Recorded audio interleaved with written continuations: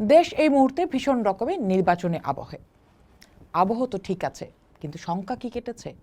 অনেকেই বলছেন শঙ্কা রয়ে গেছে, ভোটের দিনেও ভোট হবে কিনা সেই অনিশ্চয়তাও অনেকেই দেখছেন। কিন্তু আমরা সবাই জানি নির্বাচনটা জরুরি। নির্বাচন জরুরি কারণ গণতন্ত্রের পথে এই নির্বাচনই আমাদেরকে নিয়ে যেতে পারে। তাই রাজনীতিবিদরা কী ভাবছেন এবং একই সাথে এই মুহূর্তে যারা নির্বাচনে অংশ নিচ্ছেন তাদের বাইরেও সাধারণ মানুষ, গণমাধ্যম কী ভাবছে সেটাও জানা খুব জরুরি।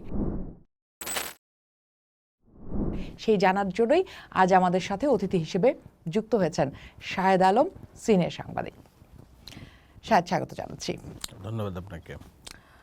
শুরুটা যেখানে করলাম যে নির্বাচনী আবহের মধ্যে, আপনি তো ভীষণ রকমের দেখতে পাচ্ছি যে নির্বাচনী ট্রেনের মধ্যেই আসলে দৌড়াচ্ছেন। কেমন দেখছেন? কোথাও কোনো শঙ্কা দেখতে পান কি? নো, টু বি অনেস্ট, আমি কোনো শঙ্কা দেখি না। এবং আমি মনে করি যে অনেকেই আমার কাছে জিজ্ঞাসা করছে যে এই যে শেরপুরের যে প্রাণহানির ঘটনা ঘটলো, দু এক জায়গায় বিক্ষিপ্ত বাকবিতণ্ডা হচ্ছে, কিছু কিছু জায়গায় নানান রকম ঘটনাও ঘটছে, তবু আমি মনে করি নির্বাচনের 7 দিন কিংবা 8 দিনও যদি আমি ধরি আগে, এটি একেবারেই স্বাভাবিক একটি ঘটনা। এবং আমরা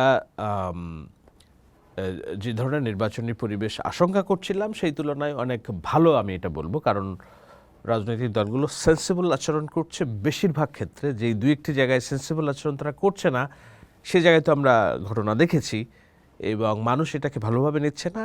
জনচাপ তাদেরকে বাধ্য করছে সেন্সিবল আচরণ করতে এবং তারা ব্যাকফুটে আসছে যারা সেন্সিবল আচরণ করছে না। That's the biggest hope, that's the biggest positive things আমরা যেটা দেখছি এখন।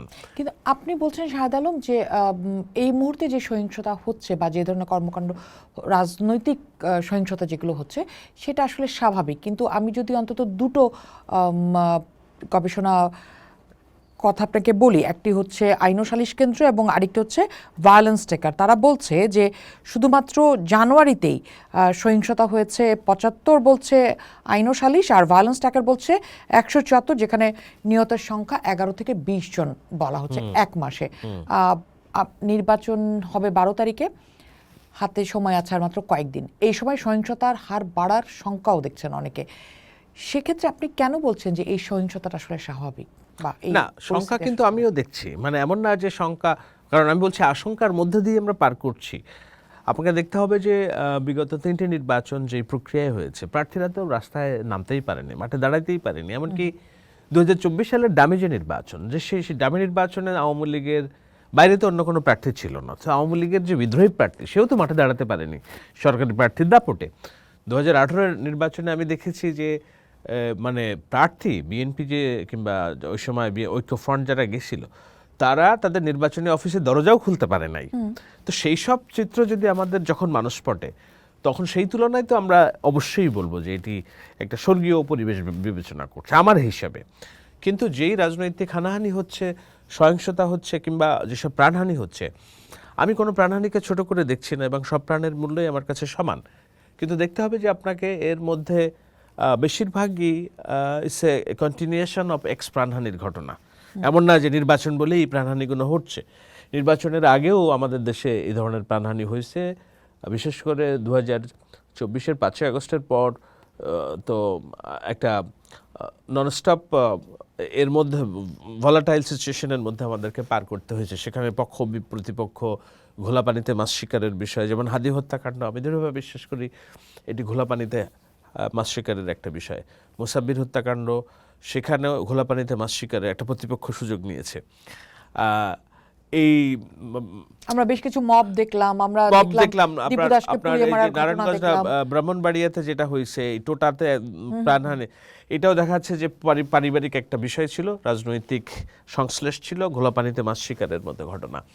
তো সেই হিসেবে আমি মনে করি না যে এমন এটি একেবারে মল্লযুদ্ধের রূপ নিয়েছে। মূল আশঙ্কাটা নির্বাচনের দিন আমরা কতখানি শান্তিপূর্ণ থাকতে পারবো।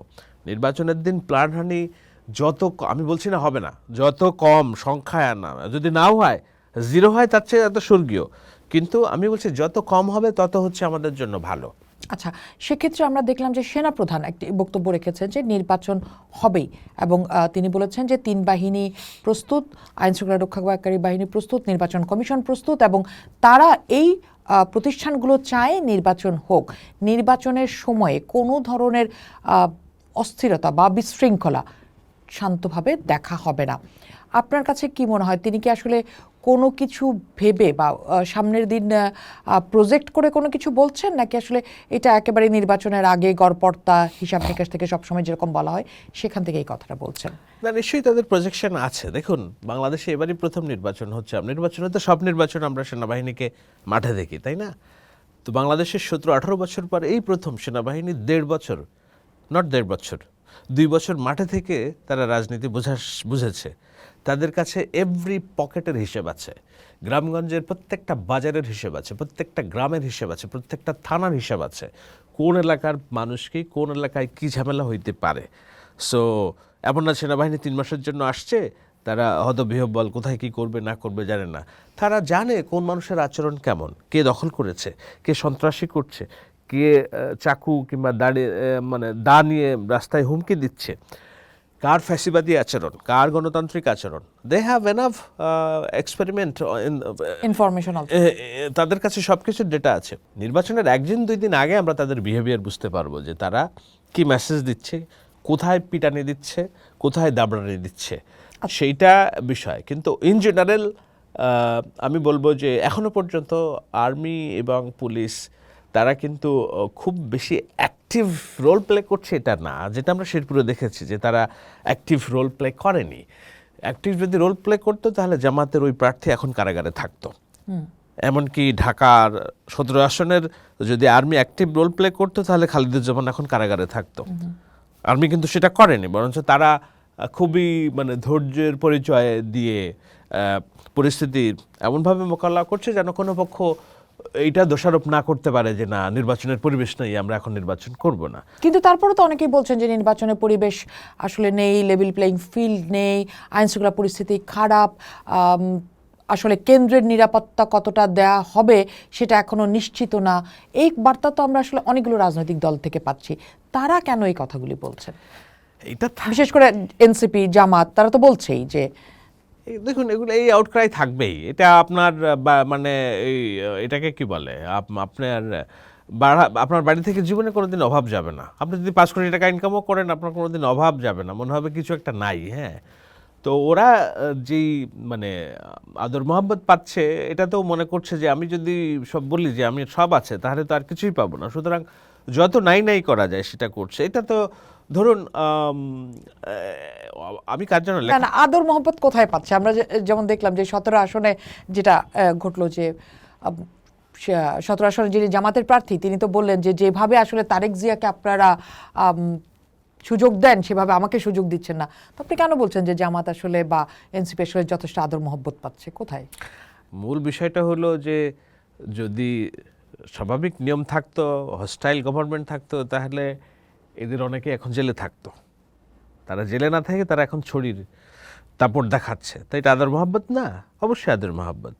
শুধু আমি এনসিপি জামাতের কথা বলছি না, আমি বলছি বিএনপির অনেকেই হয়তো থাকতে পারতো জেলে, তারা থাকে নাই। সো আদর মোহাব্বতই পাচ্ছে একমাত্র। যেমন আপনি ঢাকা 17 আসনের যে লোকের কথা বলেন, দেখেন আমরা কমন সেন্সেও একজন এক্স রিটায়ার্ড আর্মি, সে রিটায়ার্ড আর না হইলেও একজন ন্যূনতম যার সেনানিবাস সম্পর্কে ধারণা আছে, সে রুলস রেগুলেশন জানে এবং মিলিটারি পুলিশের বিহেভিয়ার সম্পর্কে জানে। আপনি সারা দুনিয়াতে হ্যাডম দেখাইতে পারবেন, মিলিটারি পুলিশের সামনে আপনি হ্যাডম দেখাইতে পারবেন না। আমরা যুক্তরাষ্ট্রে থাকি, তো আমরা যখন ইমিগ্রেশন পার হই বিড়ালের মতো করে থাকি যে না, ইমিগ্রেশন পুলিশের সাথে কথা বলা যায় না। একটার বাইরে 2টা কথা বললে আপনাকে বসায় রাখবে কিংবা জেলে পাঠায় দিবে। এটা আমার ক্ষেত্রে না, মিগ্র্যান্ট বলে না, খোদ আমেরিকান পিপুলরাও করতে পারেন না। দ্যাটস দ্য থাম রুল। মিলিটারি পুলিশে হচ্ছে থাম রুল। আপনি ওদের সাথে বাগবিতণ্ডাতে যাবেন না।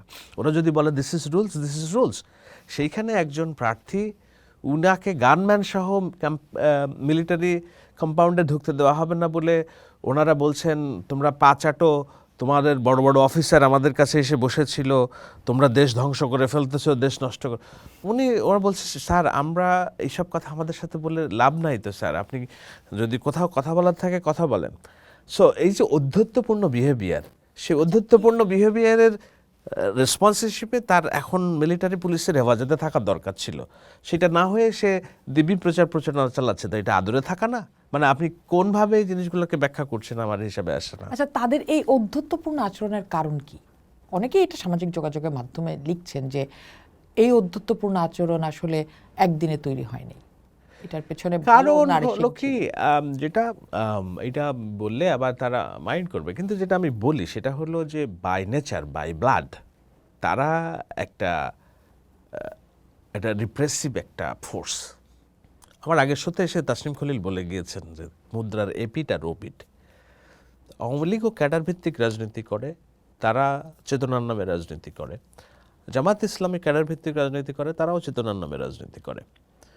সুতরাং আওয়ামী লীগের যে শাসন ব্যবস্থা আপরুটেড হয়েছে, আপরুটেড হয়ে এখন জামায়াতি শাসন ব্যবস্থা ইনস্টল করার যেই অভিপ্রায়, মনোবাসনা, সেটা তাদের ক্ষণে ক্ষণে কথাবার্তায় বেরিয়ে আসছে। সেটা থেকে নিবৃত্ত রাখতে কিছু কিছু নেতা ভূমিকা রাখছে, কিন্তু গ্রাসরুট লেভেলে যারা কাজ করে তাদের তো ওই মনোবৃত্তি, খুনে মনোবৃত্তি যায়নি। দেখুন, এই ভদ্রলোক একজন ডাক্তার, কিন্তু তার মুখের ভাষা, অভিব্যক্তি, প্রকাশ। গত সপ্তাহে বলছি ঢাকা শহরে ওদের আমরা একটাও আসন দিব না, এটা তো হাসিনার কথা ছিল, এটা আওয়ামী লীগের কথা ছিল। আজকে বলছে যে সময় সবার সমান যায় না, তোমরা দেশটাকে ধ্বংস করছো, মানে আমি দেখে নিব। তার মানে নির্বাচনের কয়েকদিন বাকি, নির্বাচনের পরে এরা তো ক্যান্টনমেন্ট নামক জায়গাটাই তারা রাখবে না, উড়ায় ফেলবে। মাঠ দখলের মনোবৃত্তি, দ্যাটস দ্য ডেঞ্জারাস থিং। এই জন্যই এটা আমরা দেখেছি আওয়ামী লীগের আমলে। দেখুন, বিপরীতে খুলনাতে এবং আরও দুই জায়গায় মিলিটারি হেফাজতে পুলিশ, বিএনপির মৃত্যু হয়েছে, কর্মীর মৃত্যু হয়েছে। এখন বিএনপি যদি বলে যে না আমরা শেখ হাসিনাকে দাঁড়িয়েছি, সো কেমন হতো মাঠটা, কিন্তু তারা কিন্তু সেটা বলছে না। তারা বলছে আমরা এটা সুবিচার চাই, আমরা এটা তদন্ত চাই। ওয়ারাস জামাত ইসলামের অ্যাপ্রোচ হচ্ছে যে তোমাদের লোকজন সব আমার পার কাছে এসে বসে থাকতো, এখন তোমরা এরকম করছো কেন? হ্যাঁ, খুবই খুবই অধ্যত্বপূর্ণ আচরণ এবং কথা, মানে একটা সাধারণ মানুষ যে শুনছে, মানে আমি তো সারাক্ষণ আসলে আমি দুইটা উদাহরণ দিলাম। এই একই ব্যক্তি আগের দিন বলছে ঢাকা বাজার একটা আসন দিব না, আজকে বলছে আর তার ফাঁস হয়েছে এই কথা। তাহলে এরা ক্ষমতায় যাওয়ার আগে এই ধরনের আইন প্রণেতার কাজ কি? সে পুলিশ কনস্টেবলের সাথে যদি সে তার আইন প্রণেতার হ্যাডমগিরি দেখায়, তাহলে what is the difference between Awami League MPs and new generation MPs? মানে সেই ধর্মীয় ফেসিবাদ জারি করার যে কথাটা বলা হচ্ছে যে ধর্মের নামে ফেসিবাদ, একদম মুক্তিযুদ্ধের নামে ফ্যাসিবাদ আমরা শেষ করেছি, এখন তারা ধর্মের নামে রিপ্লেস করতে চায় আরেকটা ফ্যাসিবাদ। We not gonna happen, we not allowed to do that. Zillur রহমানের কথাটা কোট করতে চাই, নিশ্চয়ই আপনিও দেখেছেন জিল্লুর রহমানের সেই ইন্টারভিউ একটি জাতীয় দৈনিকে। সেখানে জিল্লুর রহমান বলছেন যে এই ইলেকশনটি নামে মাত্র ইলেকশনও দেখি না, আমি মনে করি 12 তারিখ পর্যন্ত টেনে নিয়ে যাওয়াই সবার জন্য খুব কঠিন হবে। আর যে ইলেকশন, আর যদি ইলেকশন হয়ও, সেটা বাংলাদেশের ইতিহাসে একটি খারাপ নির্বাচনের নজির হয়ে থাকবে। ভোটের দিনে নির্বাচন আনম্যানেজেবল হয়ে যেতে পারে।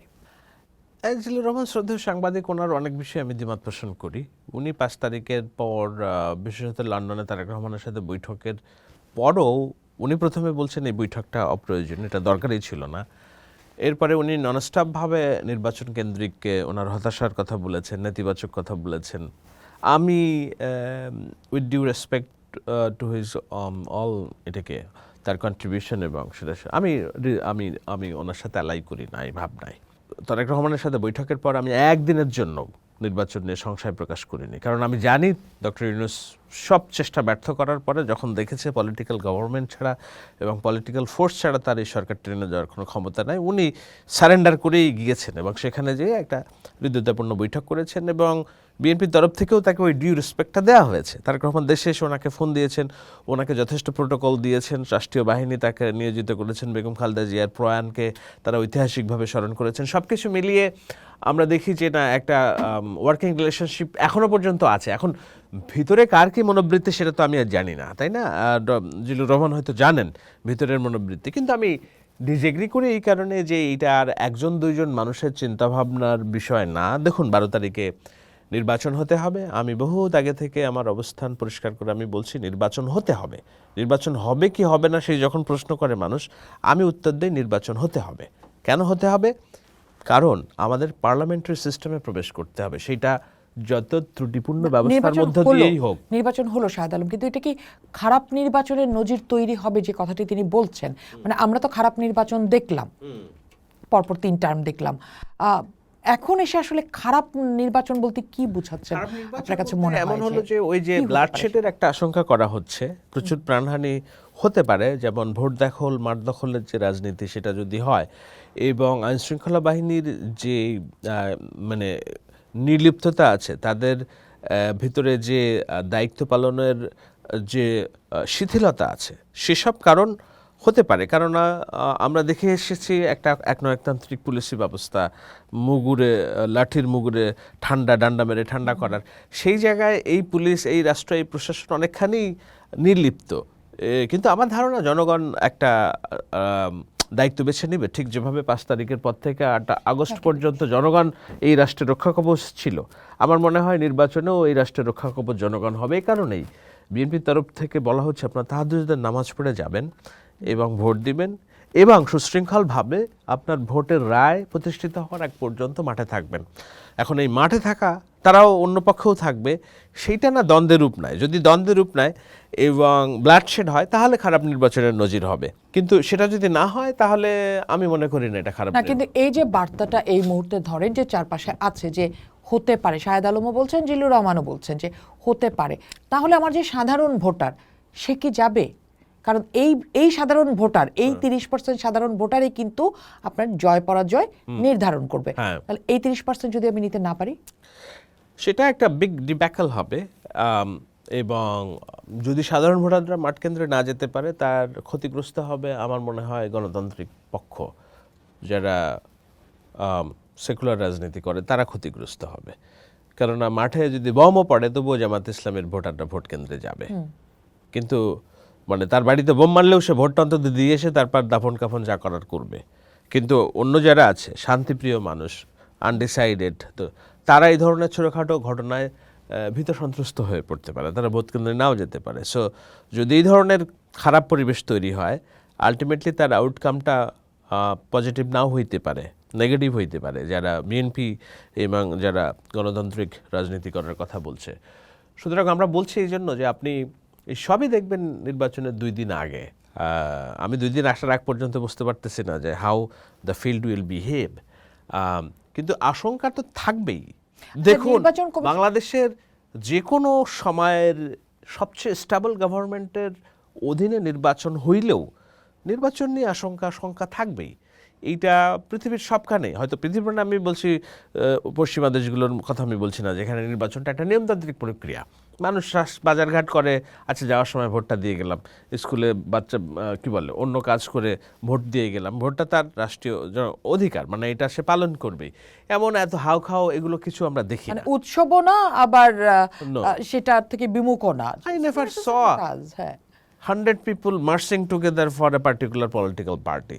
মিছিল করছে একটা রাজনৈতিক দলের প্রতীক হাতে নিয়ে 100 জন মানুষ। আমেরিকাতে জনসংখ্যা 36 কোটি, কোনোদিন দেখি নাই। রাস্তাঘাটে ব্যানার টানার কিচ্ছু দেখি নাই। খালি একটা জায়গায় রাস্তার মোড়ে মোড়ে কিছু প্লাকার্ড থাকে, যে এই একদম নির্দিষ্ট এই প্লাকার্ডে 20 জন প্রার্থীর প্লাকার্ড থাকবে। আপনি গাড়ি চালিয়ে যেতে যেতে দেখবেন যে আপনার এলাকায় কে কে নির্বাচন করছে, দ্যাটস অল। আর সব বিজ্ঞাপন টেলিভিশনে, সব বিজ্ঞাপন ফেসবুকে। আপনার রাস্তায় কোনো পোস্টার নাই, নট এ সিঙ্গেল পোস্টার। বড়জোর আপনার কি করতে পারে, একটা লিফলেট বানিয়ে আপনার হাতে দিতে পারে যে এইখানে প্রার্থী আছে তুমি। সো আর আমাদের এখানে তো ভোট মানে এই হচ্ছে একটা হাউখাও ব্যাপার স্যাপার। ওকে, এবার কিন্তু সেই হাউখাও ব্যাপার থেকেও কিন্তু অনেকখানি কমে গেছে। আপনার কোনো পোস্টার নাই, আপনার খালি কিছু ব্যানার দেখছেন, এবং আপনাকে 10-15 দিনের একটা সময় বেঁধে দিয়ে, 22 দিনের একটা সময় বেঁধে দিয়ে, ওকে তুমি এখন মাইক ব্যবহার করো নির্বাচনের। দিস ইজ মোর সিভিল, মোর মানে টলারেবল। কিন্তু এই টলারেবল সিভিল থেকেও আমাদেরকে আরও কমিয়ে কীভাবে নির্বাচনটাকে একদম বাজেট ফ্রেন্ডলি করা যায়, মোর ডিজিটাল মিডিয়া ফ্রেন্ডলি করা যায়, মোর আজকে এসে দেখেন, দিস আর রিয়েল চেঞ্জেস।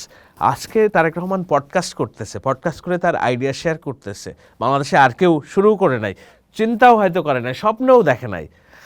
একটা বাস নিয়ে তার ব্র্যান্ডিং করছে, বাসটাই হয়ে গেছে যেন তার নির্বাচনী প্রতীক। যেখানে যাচ্ছে মানুষ মনে করছে এর মধ্যেই আমার স্বপ্ন আছে। সেটা দেখে জামাত ইসলামী ভাবছে, আরে আমাদের তো একটা বাস নাই, সো তারা একটা বাস নামাইয়েছে।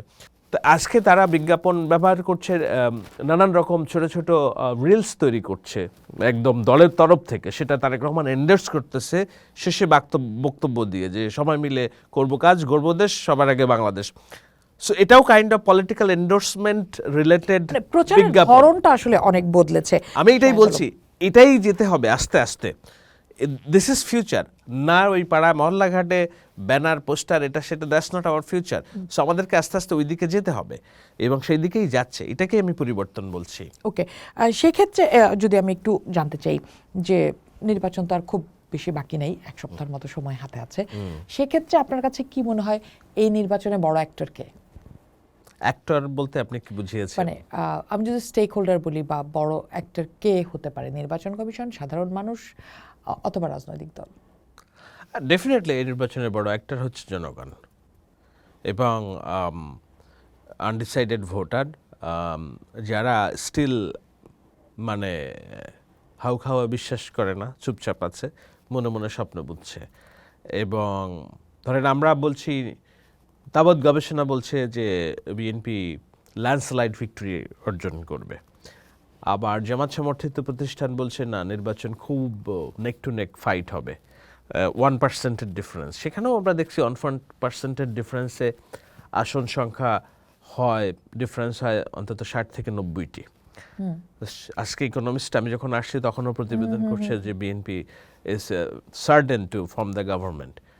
দুদিন আগে ইনোভেশনের জন্য সার্টেন তারা করছে। সুতরাং এখনো পর্যন্ত ট্রেন্ড এই, মানে যারা প্রতিদ্বন্দ্বী আছে তারাও তো এমন না হেরে যে বসে আছে, তারাও মনে মনে ভাবছে না, the silent majority is with them, so that's their biggest fuel to stay in this race. তারা যদি আজকে জানতো যে তারা জিতবে না, তারা ইলেকশন বয়কট করে ফেলতো, নানান খুঁটিনাটি অজুহাত দেখে নো ইলেকশনের পরিবেশ নেই, আমরা বাদ দিলাম। কিন্তু তারাও ভাবছে যে তারাও না কোনোভাবে হয়তো তারা রেসে আছে এবং সেই সাইলেন্ট 30% মানুষই হচ্ছে আমার এবার বড় অ্যাক্টর। এই জন্য আপনি যখন প্লেয়ার কথা বলছেন তখন আমি মনে করি এই silent 30% is the big player. তরুণ ভোটার, আমি তো মনে করি তরুণ ভোটারদের একটা they have shift their position drastically.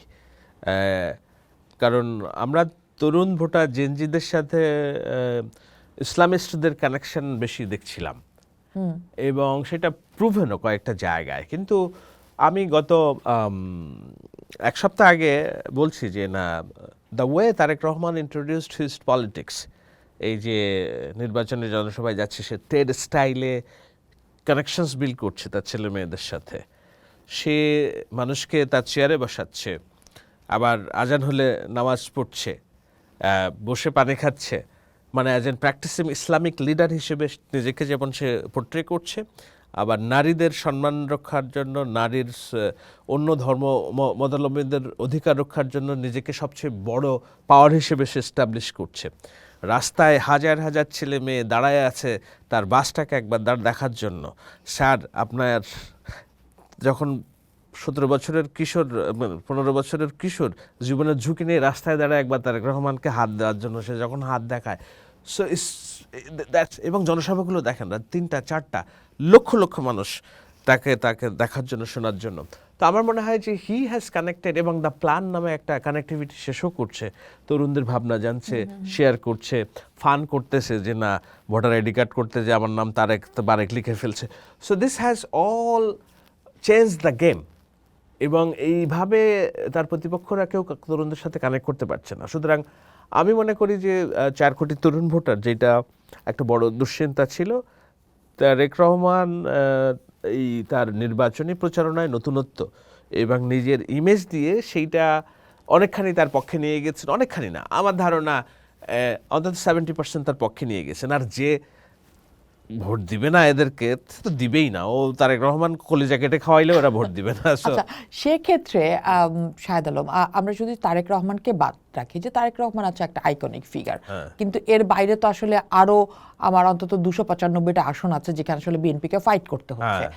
তো সে জায়গায় আসলে সমস্ত প্রার্থী কি এরকম অ্যাক্টর হয়ে উঠতে পারছেন, বা মানে ঠিকঠাক রোল প্লে করতে পারছেন, নাকি শুধুমাত্র দল দেখেই বা মার্কা দেখেই আপনি ভোটারকে দিন শেষে টানছেন ওখানে? এখন আমি আপনাকে একটা পাল্টা প্রশ্ন করি, সেটা হলো ধরেন বিএনপির, যেহেতু আমি বিএনপির পক্ষে কথা বলি এবং আমি দেখি তাদেরকে ভরসার জায়গায়, আমি তাদের পক্ষে কথা বলি, নো হাইড এন্ড সিকের কিছু নাই।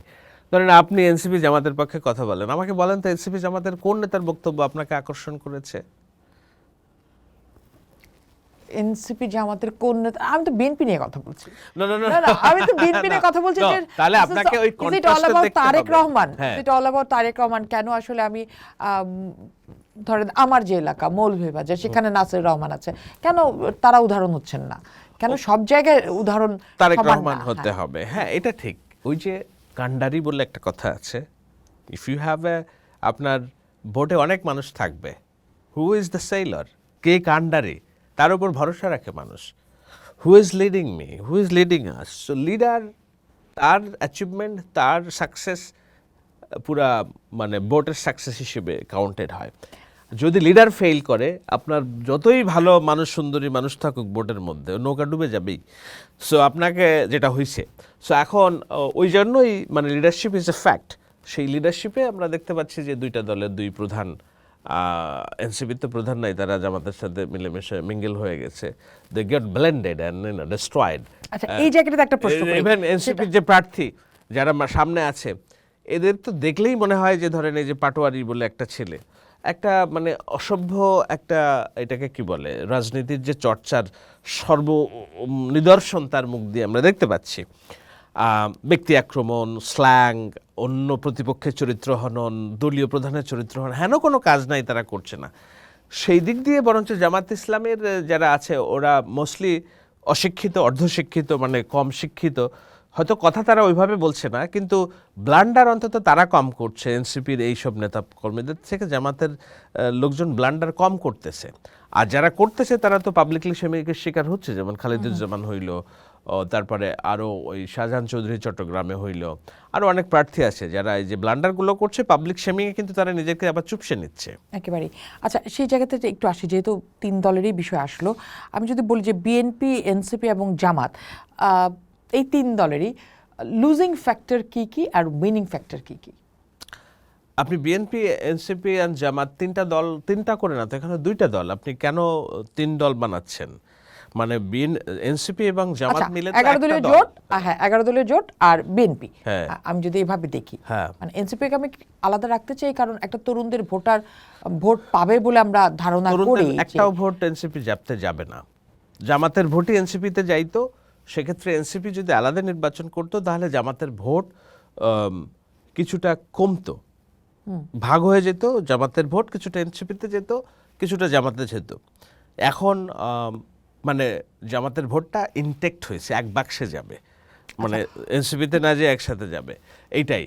আর কিন্তু এনসিপির যেটা লুজিং ফ্যাক্টর, এটা উইনিং ফ্যাক্টর আমি বলি, ওই 10 দলীয় জোটের উইনিং ফ্যাক্টর এইটা, যে দুই দিকে না যে তারা একদিকে যাচ্ছে এবং সলিডভাবে তাদের ইসলামপন্থা এবং রাইটিস্ট ভোটগুলো তারা পাবে, এটা দ্যাটস উইনিং ফ্যাক্টর।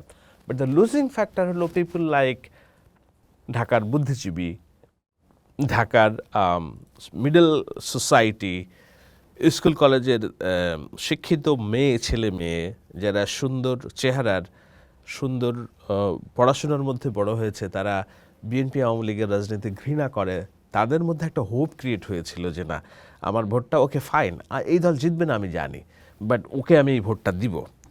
তাদের এই ভোটটা এনসিপি লুজ করে ফেলছে। তারা এখন ঘোষণা দিয়েই দেখবেন, আমি অন্তত 20টা ক্যারেক্টার স্ট্যাটাস দেখাইতে পারবো যে ঘোষণা দিয়ে বলছে আল নট, এতদিন I got betrayed by NCP, so আমার ভোট আর ওইদিকে যাবে না, নেভার এভার, একবার চাক্ষুষ আমি দেখাইতে পারবো। কিন্তু একজনও বলে নাই যে I got betrayed by BNP and other place, আমি আমার ভোটটা এখন এবার জামাতে দিব। সো আমি দেখি that's a losing factor for NCP এবং জামাত জোট, যে তারা সমাজের মধ্য শ্রেণী এবং সুশীল শ্রেণী, বুদ্ধিজীবী শ্রেণী, তাদের ভোটটা লুজ করে ফেলছে এনসিপি তাদের সাথে জোট করার কারণে। আর বিএনপির উইনিং ফ্যাক্টর হলো এই যে হাইপ পারসেপশনস, মানুষের মজ্জাগত ধারণা হয়ে গেছে যে বিএনপি ক্ষমতায় যাবে, মানুষ ভোট নষ্ট করতে চায় না। গ্রামের মানুষটা শেষের আগের দিনও যদি সে অন্য পার্টি করে থাকে, খুব জেহাদি ডেডিকেটেড না হলে সেও সিদ্ধান্ত পরিবর্তন করে ফেলে যে না থাক ভোটটা নষ্ট করে লাভ কি, যে জিতবে তারে দিব। তো এই যে সমস্ত গবেষণা সব কিছু যে বলছে যে বিএনপি উইনিং সাইডে, সো এই ভোটটা তারা পাবে। আর লুজিং সাইড কি, সেটা হলো যে পিপুল ওয়ান্ট চেঞ্জেস, তারা মজ্জাগতভাবেই পরিবর্তন চায়, কিন্তু পরিবর্তনের স্বপ্ন দেখার জন্য তাদের খুব বেশি বিকল্প নাই। যে বিকল্পটা আছে ওইটা কোনো বিকল্প না, ওইটা একটা খাদ, ওইটা একটা গ্রিক খাদ, সো সেখানে যেতে পারছে না, এটা একটা লুজিং কনসার্ন।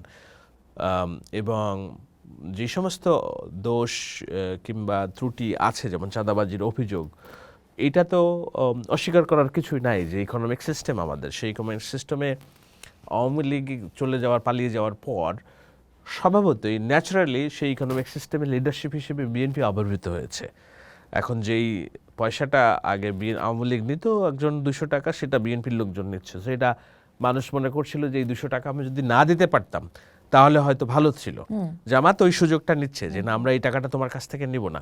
কিন্তু আমাদের রুরাল ইকোনমি, আমাদের ইকোনমিক সেক্টর এসে বংশ পরম্পরায় যুগের পর যুগ ধরে এই সিস্টেমে চলে আসছে।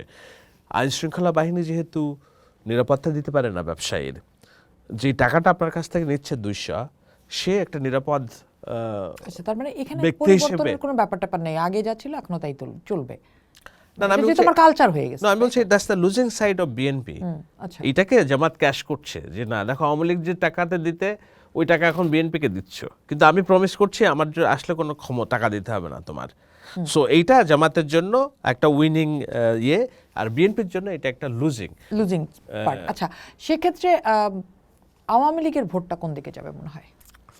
আওয়ামী লীগের ভোট, আমার ধারণা আওয়ামী লীগের ভোটের কোনো স্ট্রং কমান্ড নেই। না, কেন বলা তো হচ্ছে যে ভোট দিতে, মানে সেন্ট্রাল থেকে বলা হচ্ছে ভোট দিতে যাবে না, নো ভোট নো ভোট। এবং যদি যেতেই হয় তাহলে স্বাধীনতা বিরোধীদের যেন তারা ভোট না দেয়, এই প্রচার আছে। No vote no vote, but যদি যেতেই হয় কেন্দ্রে, কোনোভাবেই যেন স্বাধীনতা বিরোধীরা ক্ষমতায়তন না হতে পারে, সেই ভোট করতে হবে। এই ধরনের পোস্টার তাদের আমি দেখছি। আমি বলছি কেন আওয়ামী লীগের ভোটের স্ট্রং কমান্ড নেই, কারণ কমান্ড হচ্ছে শেখ হাসিনা যেটা বলবেন সেটাই যে মাঠের ভোটাররা মানবেন, আমি এখনো মনে করি না সেটা। ওটা মানবেন 5% মানুষ। আওয়ামী লীগের টোটাল ভোট যদি আমি 20% দেখি, এর মধ্যে 5% মানুষ হয়তো এই নির্দেশনা মানবেন, কিন্তু বাকি 15% মানুষ তার সোসাইটি, তার অবস্থান ঠিক রাখতে, তার রাজনৈতিক কর্মকাণ্ড ঠিক রাখতে এবং ভবিষ্যৎকে সিকিউর করতে তাকে ভোট কেন্দ্রে যেতেই হবে, এবং তারা যাবে। সেক্ষেত্রে এবার ভোটার উপস্থিতি কত হতে পারে? আমরা দেখেছি যে আমাদের পররাষ্ট্র উপদেষ্টা বলেছেন যে 55% বেশি হতে পারে। আমাদের আরেক সাংবাদিক মাহবুব হাসান সেদিকে বলেন যে ওনার হিসাব নিকাশ বলছে 50-এর বেশি হবে না। অনেকেই বলছেন যে 50-এর কম বা 50-এর বেশি। আপনার কাছে কি মনে হয় যে ভোটার উপস্থিতি? আমি এখনো প্রেডিক্ট করতে পারছি না ভোটার উপস্থিতি কেমন হবে। 2008-এ কিন্তু 87% ভোটার উপস্থিতি। 2008-এর নির্বাচন ছিল অন্যরকম, সেখানে আওয়ামী লীগ বিএনপি সবাই ছিল, জামাত ইসলাম সবাই ছিল। আপনার তো এবার একটা বড় প্লেয়ার মাঠে নাই, সো তাদের একটা ভোটার মাঠে যাবেই না, সো আপনাকে ওই 15% আপনাকে অলরেডি কাট করে ফেলতে হবে, 15 থেকে 20%। 2008 সালে ভোট হয়েছিল 100 জনের মধ্যে একটা নির্বাচন, তাহলে এবার আবার ভোট হবে 80 জনের মধ্যে, পার্সেন্টেজ হিসাব করতে হবে, তাই না? 100 জনের মধ্যে অনেকেই গেছে বলে 80% ভোট, তো সেখান থেকে আমি যদি 20% বাদ দিয়ে দেই তাহলে 60%, মানে 80 থেকে যদি 20 দিয়ে দেয় 60%, তো এক হিসেবে তো আমি মনে করছি যে অ্যাবাউট 50 থেকে 60-65% মানুষ ভোট কেন্দ্রে যাবে। আচ্ছা, আরেকটা জিনিস, এই ভোটার আলাপ করতে করতে মনে হলো যে আমরা দেখলাম যে নজরুল ইসলাম খান অভিযোগ করেছেন নির্বাচন কমিশনে যে ভোটার স্থানান্তর করা হয়েছে। প্রায় সবগুলো গণমাধ্যমে এটা নিয়ে খবরও এসছে যে ভোটার স্থানান্তরের কথা।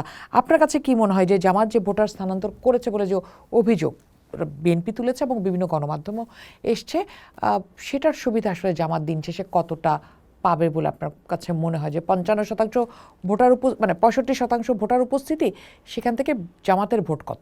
না, তারা এবং এই হিসাবটা মাথায় নিয়ে আমি যেটা দেখেছি, ঢাকা সারা বাংলাদেশে ভোটার ট্রান্সফার হয়েছে 7 লক্ষের মতো, প্রায়। তো 7 লক্ষ ভোটার ট্রান্সফার হয়েছে। এখন একটা হিসেব আছে, ধরেন মানে 3 থেকে 50,000 ভোটের ব্যবধানে অন্তত 20-50টা আসনে জয় পরাজয় নির্ধারিত হয়ে যায়। তো তারা আপনি যদি 7 লক্ষ ভোটার হিসাব করেন, তো তারা এরকম 3 থেকে ধরে 10,000 ভোটের ব্যবধানে অন্তত 50টা আসনে সুবিধা নেওয়ার জন্য তারা গিয়েছে। তাদের একটা ক্যালকুলেশন আছে যে আমার এই আসনে ভোট আছে 1,20,000, আমি যদি আরও এখানে 20,000 নিতে পারি তাহলে 1,40,000 ভোট আমার হয়, আর যদি এক্সট্রা অন্য ভোট পাই তাহলে এই আসনটা আমি জিততে পারি। সুতরাং তারা তো সারা বাংলাদেশ টার্গেট করে নাই, তারা গুটি কয়েক আসন টার্গেট করেছে, অ্যাবাউট 151 আসন তারা টার্গেট করেছে, এবং সেই আসনগুলো টার্গেট করে তারা ভোটার মোবিলাইজেশনস করেছে, এবং এটাতে নিশ্চিত তারা জিতে আসতে চায়। তো সেই জায়গাগুলো দেখলে বোঝা যাবে যে ঢাকার 15 যেমন একটা আসন, এখন 15 আসনে যেই ভদ্রলোক দাঁড়িয়েছেন জামায়াত ইসলামের, উনি জীবনেও কোনো দিন ভোটে পাশ করতে পারেন নাই। প্রথমবার ধানের শীষ একবার পেয়েছেন মনে হয় সামথিং 11,000 না কত ভোট, আর একবার ধানের শীষ নিয়ে পেয়েছেন, ওটা তো হাসিনার আমলে ইলেকশন ছিল, আমরা ধরতেছি না, বাট উনি কোনোদিন জিতে আসতে পারেন নাই। এখন উনি এবার কত ভোট মাইগ্রেট করে ওখান থেকে জিতে আসবেন, তো হিসাব আছে না। সো এখন উনি আশা করছেন জিতে আসবেন। এটা আসলে খুব বড় প্রভাব পড়বে বলে আপনার মনে হয় না, তাই তো? আমি মনে করি না এটাতে খুব বেশি বড় প্রভাব পড়বে। এবার একটু গণভোটের প্রসঙ্গে আসি। আমরা দেখলাম যে প্রায় সবগুলি রাজনৈতিক দল এখন গণভোটে হ্যার পক্ষে যে দাঁড়িয়েছে, ইনক্লুডিং বিএনপি। দেরিতে হলেও তারা হ্যার পক্ষে গিয়েছে। ভুল, বিএনপি দেরিতে হলেও বিএনপি কোনোদিনই না ভোটের প্রচারণা চালায় নাই। বিএনপি শুরু থেকেই বলছে যে হ্যাঁ আমরা হ্যার পক্ষে আছি। হ্যাঁ, তারা হ্যাঁ নিয়ে কচলায়নি। NCP is the biggest mouthpiece for হ্যাঁ ভোট। আপনি জানেন যে তারা এখনো জুলাই সনদে স্বাক্ষর করেনি? অবশ্যই। তো দিস ইজ মোনাফিকি। তারা মোনাফিকি অ্যাডপ্ট করছে জামাতের সাথে জোট বাঁধার পরে, যে তারা বলছে যে আমরাই হ্যাঁ ভোটের প্রচারণা, যে জিনিসটা বিএনপি মানে হ্যাঁ ভোটের পক্ষে দাঁড়াবে না। আমরা বিভিন্ন রাজনৈতিক দল, মানে বিএনপির বিভিন্ন নেতার মুখে এটা শুনেছি, এবং যারা তৃণমূল পর্যায়ে প্রচার চালাচ্ছেন তারাও বলছেন যেন না ভোটের পক্ষে থাকা হয়। এটা একেবারে সাংবাদিক হিসেবে শাহাদ আলম আপনিও জানেন, আমিও জানি যে কি ধরনের প্রচার চলছে। সেক্ষেত্রে আপনার কাছে যেটা প্রশ্ন সেটা হচ্ছে যে মানুষ কি গণভোট সম্পর্কে বুঝতে পারছে, জানতে পারছে, মানে সে জেনে বুঝে গণভোটে সিল দিবে? কি মনে হয় আপনার কাছে? এটা একটা বিগ এবং আমার মনে হয় বিএনপি স্ট্র্যাটেজিক্যালি হ্যাঁ ভোটের পক্ষে তারেক রহমান বলেছেন, কারণ তারেক রহমান চান না তার বিরোধীরা কোনো ইস্যু নিয়ে মাঠ গরম করুক। তো এখন আমি বলি যে হ্যাঁ ভোট কি, আমরা তো একটা ফ্যাসিবাদী রাষ্ট্র চাই না, তো না চাইলে আমাদের 5 বছর পর পর নির্বাচন হইতে হবে। এখন তারেক রহমান আর বিএনপি কি 5 বছর পর পর নির্বাচন দেওয়ার পক্ষে না বিপক্ষে? পক্ষে। তারা বলছে যে 2 বারের বেশি প্রধানমন্ত্রী তারা চায় না, তো এটাও তো সংস্কার, তো এগুলোই তো, তাই না? এর বাইরে তো আর কিছু নাই। সুতরাং এটা না যাওয়ার কোনো কারণ নাই। তারা বলছে হ্যাঁ, এবং তারা নোট অফ ডিসেন্ট সহ স্বাক্ষর করছে, এবং বলেছে যে আমরা যেসব বিষয়ে স্বাক্ষর সহ নোট অফ ডিসেন্ট সহ স্বাক্ষর করেছি সেগুলো আমরা মানব, চাপিয়ে দেওয়া কোনো কিছু আমরা মানব না। সুতরাং তাদের না ভোটের পক্ষে যাওয়ার দরকার নাই। কিন্তু এই বিষয়টা তারা পাবলিকলি না বললেও পারত, এটা হলো আমার জায়গা। কারণ হলো বাংলাদেশের একটা বড় অংশের মানুষ তারা হ্যাঁ ভোটকে এড়িয়ে চলবে। তারা অনেকগুলো প্রচারণা এর মধ্যে হয়েছে, যেমন হুজুরদের তরফ থেকে একটা প্রচারণা হয়েছে হ্যাঁ ভোট হলে বাংলাদেশে সংবিধানে বিসমিল্লাহির রহিম থাকবে না। তারপরে অনেকেই হ্যাঁ ভোট হলে গভর্নমেন্ট ফরমেশন একটা জটিলতা তৈরি হইতে পারে, যেহেতু একটা গণপরিষদ হিসেবে কাজ করবে পার্লামেন্ট মেম্বারের সাথে। সুতরাং মানুষের কনফিউশন আছে, এবং 4টা প্রশ্নের একটা উত্তর হয় হ্যাঁ কিংবা না। এখন আপনি করল্লার তরকারি, সুন্দর গরুর মাংস, দই, আর হলো এটাকে কি বলে ধরেন বোরহানি, 4টাই খুব ভালো জিনিস। এখন আপনি করল্লা ভাজিটা খাইতে চান না, কিন্তু আপনাকে বলা হলো মিক্স করে দিলাম, এখন এটা তুমি খাবা না, দই, করল্লা, গরুর মাংস আর বোরহানি, খাবা কি খাবা? হ্যাঁ খাইলে হ্যাঁ, আর না খাইলে না। এখন আপনার গরু মাংসটা খাইতে ইচ্ছা করছে, কিন্তু করল্লা আপনি খাইতে চান না, তো আপনি কি ঠিক আছে খাইলাম? আবার কেউ বলতে পারে দূর। আচ্ছা, এই যে ঠিক আছে খাইলাম, হ্যাঁ এই ঠিক আছে খাইলাম কোন ঝুঁকি থেকে ফেলবে? ধরেন আমার নির্বাচন হয়ে গেল, আমার সংসদ গঠন হয়ে গেল, তারপরে তো আমার এই জুলাই সনদ পাস হবে, এটা নিয়ে আলাপ আলোচনা হবে। এটা টেকনিক্যাল বিষয়, আইনি বিষয়, আমি আইনি বিষয়ে জটিলতায় যাব না। তবে আমার ধারণা এইটার ঝুঁকি না, কারণ হলো যেগুলো তারা সাইন করেছে সেই সব সাইন করা বিষয় নিয়ে প্রথমবার যখন এই পার্লামেন্টারি অধিবেশন বসবে, সেই পার্লামেন্টারি অধিবেশনে বসে যদি মেজরিটি আসন একটা দল পায়, তারা তখন একেবারেই এটা পাশ করতে পারে, অথবা তারা তো একটা ক্যাপ রেখেছে 6 মাস আলাপ আলোচনার মধ্যে দিয়ে নোট অফ ডিসেন্টের যে বিষয়গুলো আছে সেগুলো তারা শুরু করবেন, তারপর এটা পাশ হবে। সুতরাং পার্লামেন্টে বসবে একসাথে, তারা এই সংস্কার নিয়েও আলোচনাটা করবে, করে যেসব জায়গায় নোট অফ ডিসেন্ট ছিল সেই সব বিষয়গুলো শুরু করার চেষ্টা করবে। এখন এটা নিয়ে একটা হাউখাও যেটা চলছিল কয়েকদিন আগেও, এই হাউখাও নতুন করে শুরু হবে, এই আর কি, অন্য কোনো বিষয় না। যে সংস্কারে না বিএনপি পাশ করছে, তারা এখন সব সংস্কার ভুলে যাচ্ছে, হ্যান ত্যান, বিএনপি সংস্কার বিরোধী দল, হাউখাও তৈরি হবে যদি পাশ হয়। আর না পাশ হইলে যেটা হবে সেটা হলো যে রাখো তোমার এইসব আলোচনা পাবলিক ম্যান্ডেট দেয় নাই, আমাদের নিজস্ব ওয়াদা আছে আমরা রাষ্ট্র কিভাবে চলবে সেই সংস্কার আমরা যেটা স্বাক্ষর করছিলাম সেই আলোকে এটা এক্সিকিউট করছি। আর বাইরে যখন তারা হাউখাউ করা, তাদের আর কোনো সে থাকবে না। সুতরাং আমি বললে খুব বিতর্কিত হয়ে যায়, বাট আমি মনে করি না ভোট জয়যুক্ত হওয়াই বাংলাদেশের জন্য মঙ্গল। কিন্তু অনেকেই এবার বলছেন, যেমন ফাহাম আব্দুল সালাম কিছুদিন আগে আমাদের সাথে এসে বলেছেন যে না জয়ী হওয়া মানে হচ্ছে আওয়ামী লীগকে আবার নিয়ে আসা। এইটা হবে না, আওয়ামী লীগকে নিয়ে আসতে হবে কিসের জন্য? আমাদের কি ভোটে কি আমরা এই প্রশ্ন রাখছি নাকি যে না আমাদের আপার সরকার আগে ভালো ছিল না খারাপ ছিল? It's public verdict. পাবলিক রাস্তায় নেমে পাবলিক সারা বাংলাদেশের মানুষ একত্রিত হয়ে তাদের রাজনীতিকে আপলোড করেছে বাংলাদেশ থেকে। না ভোট জয়ী হলে তারা আবার ফিরে আসবে কোন দুঃখে, কোন হিসাবে? I don't see any legal ভেনুজ or any emotional ভেনুজ even. এটা প্রশ্ন, এই গণভোটের বিষয়টাই তো ছিল না 5 তারিখে। 5 তারিখে যখন আমরা রাস্তায় নেমেছি, ইভেন 5 তারিখ কেন, তার 6 মাস 1 বছর পরেও কি আমরা বলছিলাম যে আমাদের একটা গণভোট লাগবে? গণভোট তো চাপিয়ে দেওয়া হয়েছে ডক্টর ইউনূসের ইল মোটিভেশন থেকে। এইটার সাথে হাসিনার রাজনীতি, আওয়ামী লীগের রাজনীতি, ফেরা না ফেরা, it doesn't have any connections, no venues. আমাকে ন্যূনতম একটা কানেকশনস বের করে দেখান, আমি স্বীকার করবো যে না এটার কানেকশন আছে। It's all বাকুয়াস।